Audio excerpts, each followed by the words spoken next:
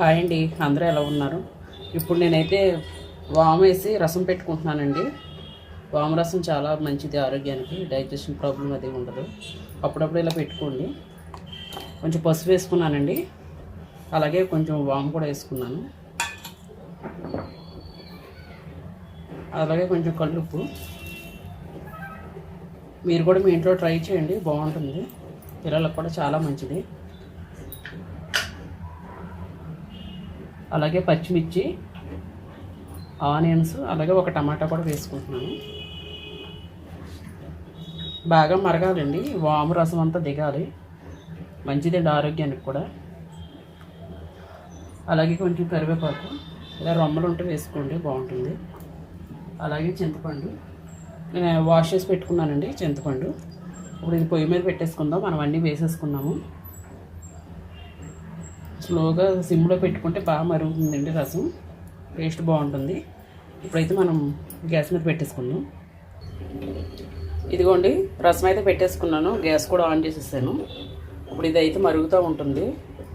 మళ్ళీ నేను తాలింపు పెట్టినప్పుడు చూపిస్తానండి. బాగా మరగాలి, టైం పడుతుంది.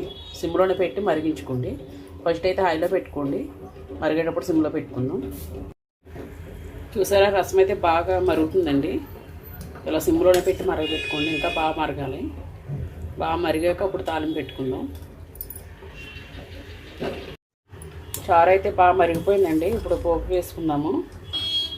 చాలా కమ్మగా వాసన వస్తుంది, అంటే వాము వాసన వస్తుంది, ఎందుకంటే వాము రసం కాబట్టి. ఇప్పుడైతే పోపు పెట్టేసుకుందామండి. ఇప్పుడైతే పోపు పెట్టుకుందాం. ఆయిల్ వేసుకుంటున్నానండి. జీలకర్ర, ఆవాలు, మెంతులు వేసుకున్నానండి. ఇప్పుడైతే ఉల్లిపాయ ముక్కలు కూడా వేసుకుందాం. ఫస్ట్ ఉల్లిపాయ ముక్కలు వేగాలి.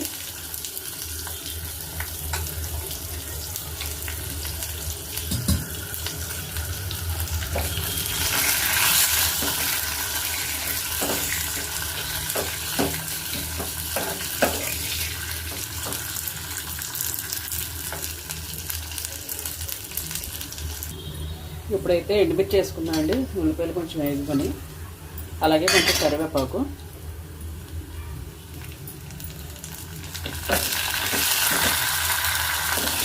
చూడేటప్పుడు గరిటెలా పెట్టుకోండి, ఆయిల్ పెట్టి స్ప్రెడ్ అవటం ఉంటుంది.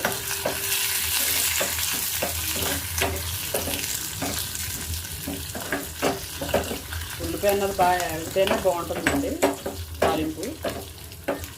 ఈ రోజు పోపు పెట్టుకుంటే రేపు ఉదయం కూడా మనం రసం వేసుకునేటప్పుడు అదే ఫ్లేవర్ వస్తుంది. అప్పటికప్పుడే మనం రసం తాలింపు పెట్టుకున్న ఫ్లేవర్ వస్తుంది. కొంచెం వేగాలండి, ఎండుమిర్చి కూడా వేగాలి. తాలింపు అయితే వేగిపోయిందండి, వేసేసుకుందాం. ఇప్పుడు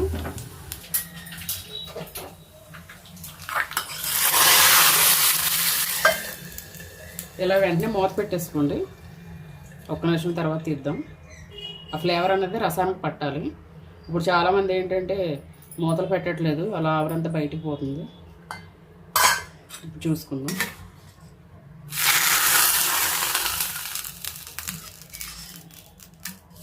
హెల్త్కి చాలా మంచిదండి. చిన్నపిల్లలు ఉంటే మెయిన్ కంపల్సరీ మీరు ఈ రసం పెట్టుకోండి. వాము చాలా మంచిది పిల్లలకి. కడుపు నొప్పి అన్నది, డైజెషన్ అన్నది లేకుండా ఉంటుంది. చూసారా, చాలా టేస్టీగా ఉండే వాము రసం రెడీ అయ్యండి. చాలా కమ్మగా కూడా ఉంటుంది. మీరు కూడా మీ ఇంట్లో ట్రై చేయండి. నా వీడియో కనుక మీకు నచ్చినట్టయితే నా ఛానల్ లైక్ చేయండి, అలాగే సబ్స్క్రైబ్ చేసుకోవడం మర్చిపోవద్దండి. షేర్ చేయండి. మరొక మంచి వీడియోతో మళ్ళీ కలుద్దాం. అందరికీ బాయ్ అండి.